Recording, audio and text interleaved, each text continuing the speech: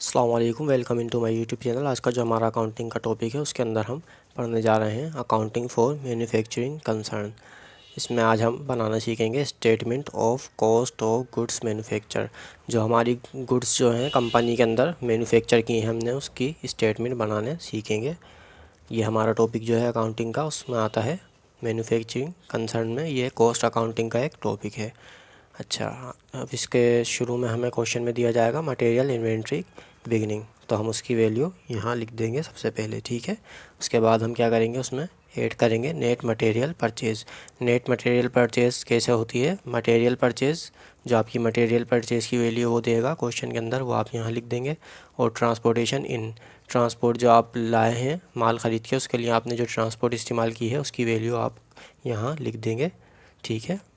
उसके बाद आपको लेस करनी होगी परचेज़ रिटर्न, जो आपने रिटर्न किया है परचेज़, जो माल आपने वापसी किया है। उसके बाद परचेज़ डिस्काउंट, जो आपको उसने डिस्काउंट दिया है ख़रीदते वक्त, वो आप यहाँ दोनों की वैल्यू लिख देंगे। और यहाँ पे से दोनों को ऐड करके यहाँ पे उसकी वैल्यू लिखेंगे और इसको लेस करेंगे इन दोनों वैल्यूज़ में से। मटेरियल परचेज़ और ट्रांसपोर्टेशन, इनमें से आप ये वाली वैल्यू जो आपने निकाली है परचेज़ रिटर्न और डिस्काउंट की वैल्यू, वो आप लेस कर देंगे इन दोनों में से। पहले इन दोनों को प्लस करेंगे, फिर उसमें से ये वाली वैल्यू लेस कर देंगे, तो आपका आ जाएगा नेट परचेज़, ठीक है। नेट परचेज़ की वैल्यू आप इसमें ऐड करेंगे मटेरियल इन्वेंट्री बिगनिंग के अंदर। बिगनिंग और जो आपने परचेज़ की है उन दोनों को जब आप ऐड करते हैं तो आपके पास आ जाता है मटेरियल अवेलेबल फॉर सेल, यानी कि अब आपके पास इतना मटेरियल जो है सेल के लिए मौजूद है, ठीक है।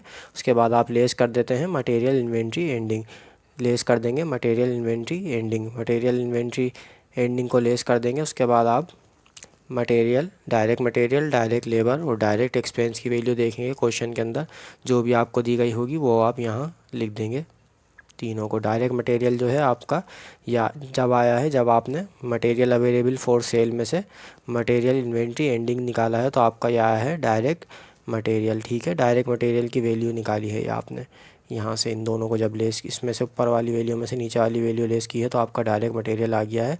और इसके बाद आपने डायरेक्ट लेबर और डायरेक्ट एक्सपेंस को यहाँ पे लिख देनी है, जो भी क्वेश्चन के अंदर वैल्यू वो देगा।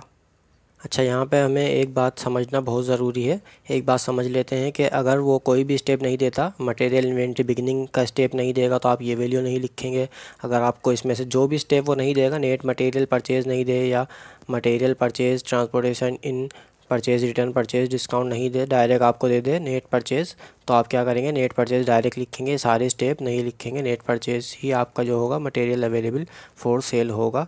और अगर आपको नेट परचेज़ ना दे, सिर्फ आपको मटेरियल बिगनिंग दे दे, तो वही आपका होगा मटेरियल अवेलेबल फॉर सेल। लेकिन ज़्यादातर वो क्या करता है कि मटेरियल इन्वेंट्री बिगनिंग आपको नहीं देता, और ये सारे जो हैं नेट मटेरियल परचेज़, ट्रांसपोर्टेशन इन, ये रिटर्न और डिस्काउंट, ये वाले स्टेप आपको क्वेश्चन में नहीं देता। वो सिर्फ आपको नेट परचेज़ दे देता है, तो वही जो नेट परचेज़ होता है वो आपका मटेरियल अवेलेबल फॉर सेल होता है। या फिर ऐसा करता है नेट परचेज़ और मटेरियल इन्वेंट्री बिगनिंग आपको दो अमाउंट दे देता है, तो ये वाली अमाउंट और ये वाली अमाउंट आप डायरेक्ट लिखेंगे, सारी स्टेप बीच के आप छोड़ देंगे, और इन दोनों को ऐड करके आपके पास जो आएगा वो आएगा मटेरियल अवेलेबल फॉर सेल। ये फ़िलहाल मैंने पूरा मेथड आपको इसलिए समझाया है कि कभी कभार वो पूरा क्वेश्चन भी दे सकता है, इसलिए मैंने इसको पूरा समझाया। लेकिन जब हम आगे इसके और क्वेश्चन सोल्व करेंगे तो हम देखेंगे किस तरीके से वो क्वेश्चन दे सकता है। उसके बाद यहाँ पे हमने इसको पूरा समझ लिया है कि ये किस तरीके से डायरेक्ट मटेरियल आया है। और कभी कभार ऐसा होता है कि वो सारे स्टेप नहीं देता, आपको डायरेक्ट क्या बोल देता है, डायरेक्ट मटेरियल डायरेक्ट आपको उसकी वैल्यू दे देगा, और डायरेक्ट लेबर डायरेक्ट एक्सपेंस आपको ऐसे ही दे देगा। ये सारे ऊपर वाले स्टेप आपको नहीं करने होंगे। इस तरीके से भी क्वेश्चन आ सकता है। सिर्फ मैंने ये मेथड आपको समझाने के लिए पूरा आपको ये सिखाया है। Cost of goods manufacture, cost of goods manufactured आपकी किस तरीके से निकलती है ये हम समझ रहे हैं, तो आगे देखते हैं। उसके बाद हमें क्या करना होता है, फैक्ट्री ओवरहेड जो है जितने भी हमारे ये हैं इनडायरेक्ट मटेरियल, उसकी वैल्यू आपको क्वेश्चन में देगा। इनडायरेक्ट लेबर, उसकी वैल्यू आपको देगा। फैक्ट्री रेंट, फैक्ट्री ओवरहेड है तो इसमें आपको सारे फैक्ट्री से रिलेटेड ही ज़्यादातर नाम दिए जाएंगे। इनडायरेक्ट और इनडायरेक्ट लेबर ये भी फैक्ट्री से रिलेटेड होते हैं, ठीक है। और फैक्ट्री रेंट ये आपका फैक्ट्री ओवरहेड है। फैक्ट्री इंश्योरेंस, इसकी वैल्यू आपको देगा। Factory depreciation, factory tax, headlight power, headlight जो आप चला रहे हैं उसका पावर का बिल आपका है। उसके बाद यहाँ पे फैक्ट्री सप्लाईज़, जो फैक्ट्री के अंदर काम करने के लिए जो जो चीज़ें इस्तेमाल होती हैं उसके पैसे। फैक्ट्री यूटिलिटीज़, जो हमारे बिल वगैरह होंगे फैक्ट्री में वो। डेप्रिसिएशन, जो हमारा मशीन वगैरह घिसेगी फैक्ट्री के अंदर उसकी वैल्यू। फैक्ट्री रिपेयर जो हम करवाएंगे जो भी सामान या हमारी बिल्डिंग, तो उसके वैल्यू हम यहाँ पे फैक्ट्री ओवरहेड में लिख लेंगे। जो जो नाम वो आपको क्वेश्चन में देगा वो सारे आप यहाँ पे उसकी वैल्यू लिख लेंगे। जो आपको नाम ना दे वो आप उसकी वैल्यू नहीं लिखेंगे, वो आप स्टेप स्किप कर देंगे, ठीक है। उसके बाद अगर आपको ये सारे ही नाम ना दे, वो सिर्फ डायरेक्ट आपको फैक्ट्री ओवरहेड की वैल्यू दे दे, तो आपको ये सारे स्टेप करने की कोई ज़रूरत नहीं है। डायरेक्ट आप फैक्ट्री ओवरहेड लिखेंगे और उसकी वैल्यू आप डायरेक्ट यहाँ लिख देंगे, ठीक है। ये वाले स्टेप आप सारे छोड़ देंगे। अगर आपको ये सारे स्टेप देगा तो फिर आप ये कर लेंगे, वरना छोड़ देंगे। और फैक्ट्री ओवरहेड की वैल्यू आप निकाल लेंगे। ये सारी वैल्यूज़ ऐड करेंगे तो फैक्ट्री ओवरहेड की वैल्यू आ जाएगी। उसके बाद आपकी आ जाएगी टोटल मैन्युफैक्चरिंग कॉस्ट, ठीक है। टोटल मैन्युफैक्चरिंग कॉस्ट आपकी कैसा है, फैक्ट्री ओवरहेड और जो पिछले दो स्टेप हमने निकाले हैं मटेरियल देख लेते हैं। अच्छा, यहाँ पे जो हमने निकाले हैं डायरेक्ट मटेरियल, डायरेक्ट लेबर और डायरेक्ट एक्सपेंस, ये तीनों ठीक है। और उसके बाद ये वाली वैल्यू जो है फैक्ट्री ओवरहेड की, ये वाली सब ऐड करने के बाद हमारा आ जाएगा टोटल मैन्युफैक्चरिंग कॉस्ट को। टोटल मैन्युफैक्चरिंग कॉस्ट में हम ऐड करेंगे goods in process beginning. Goods in process beginning हम इसमें ऐड कर लेंगे। अगर दिया जाएगा क्वेश्चन के अंदर तो हमारा आ जाएगा total cost of goods in process, यहाँ पे आ जाएगा, उसकी वैल्यू लिख देंगे। उसके बाद हम लेस करेंगे goods in process ending, less करेंगे गुड्स इन प्रोसेस एंडिंग। अगर आपको ये स्टेप देगा, ये क्वेश्चन में बताएगा, तो आप इसको लेस कर देंगे। उसके बाद आपकी आ जाएगी कॉस्ट ऑफ गुड्स मैन्युफैक्चर। अगर आपको ये सारे स्टेप वो ना दे तो जो आपने ये निकाली है टोटल मैन्युफैक्चरिंग कॉस्ट, यही आपकी होगी कॉस्ट ऑफ गुड्स मैन्युफैक्चर, सही है। यहाँ पे जो आपकी टोटल मैन्युफैक्चरिंग कॉस्ट होगी वही आपकी होगी कॉस्ट ऑफ गुड्स मैन्युफैक्चर। यहाँ पे आपको ये सारे स्टेप करने की ज़रूरत नहीं होगी अगर आपको गुड्स इन प्रोसेस बिगनिंग और गुड्स इन प्रोसेस एंडिंग ना दे। क्वेश्चन में आप देख लेंगे, उसके हिसाब से हम करेंगे, ठीक है। आगे देखते हैं।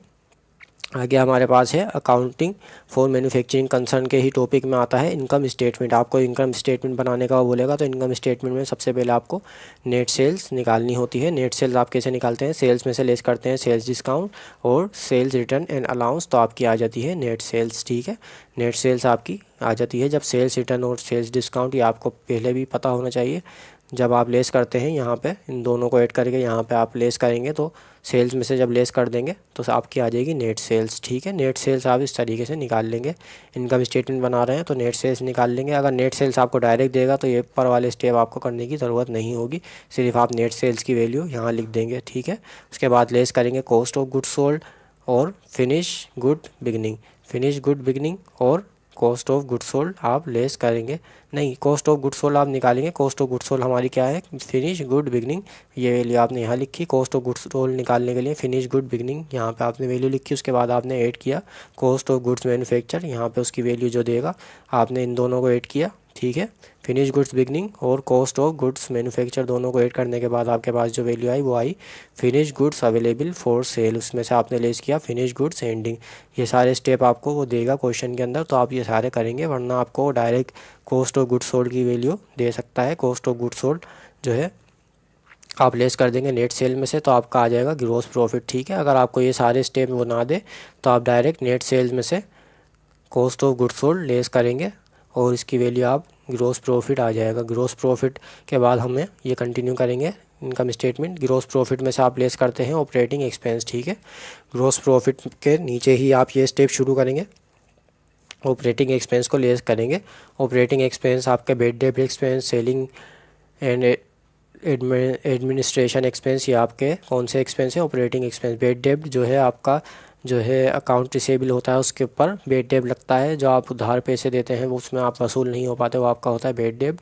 उसके बाद है यहाँ पे सेलिंग जो आप सेल करते हैं तो वो भी आपके ऑपरेटिंग एक्सपेंस होते हैं। उसके बाद ऑफिस सप्लाईज़, ऑफिस में जो इस्तेमाल होती हैं वो भी आपके ऑपरेटिंग एक्सपेंस होते हैं। उसके बाद मार्केटिंग एक्सपेंस, मार्केट की जो आप मार्केटिंग करते हैं अपनी चीज़ों के लिए, मार्केट में जा के मार्केटिंग करते हैं, उसके बाद ये आपके होते हैं ऑपरेटिंग एक्सपेंस। और ये आपके यूटिलिटीज़ एक्सपेंस कौन से होते हैं आपके, यूटिलिटीज़ एक्सपेंस ये आपके होते हैं ऑपरेटिंग एक्सपेंस। उसकी भी वैल्यू आपको क्वेश्चन में जो दी जाएगी वो आप लिख लेंगे। यूटिलिटीज़ मतलब ये आपके बिल्स वगैरह होते हैं, ज़ाहिर है ये आपको ऑपरेट करने में काम आते हैं।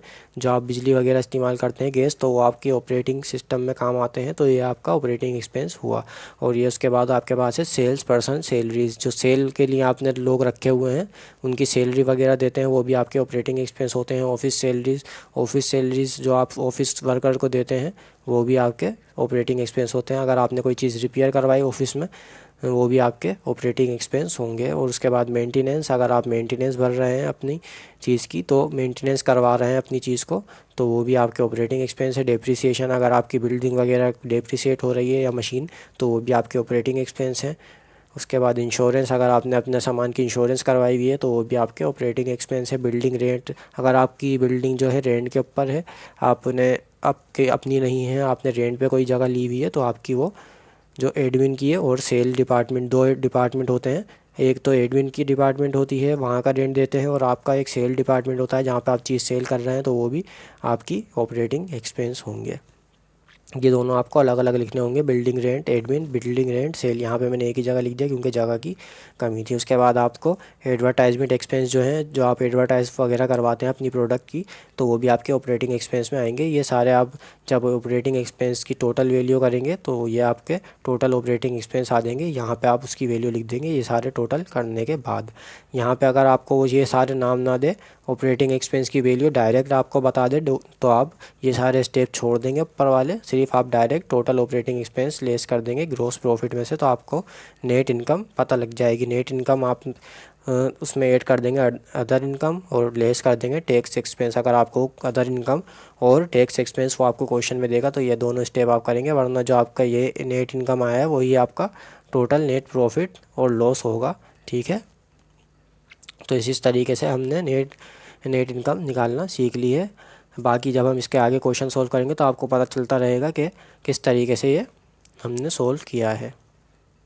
Thank you for watching this video. अगर आपको ये वीडियो पसंद आए तो अपने दोस्तों के साथ ज़रूर शेयर करें और हमारे चैनल को सब्सक्राइब कर लें ताकि आने वाली इस वीडियो आपको मिलती रहें। अल्लाह हाफिज़।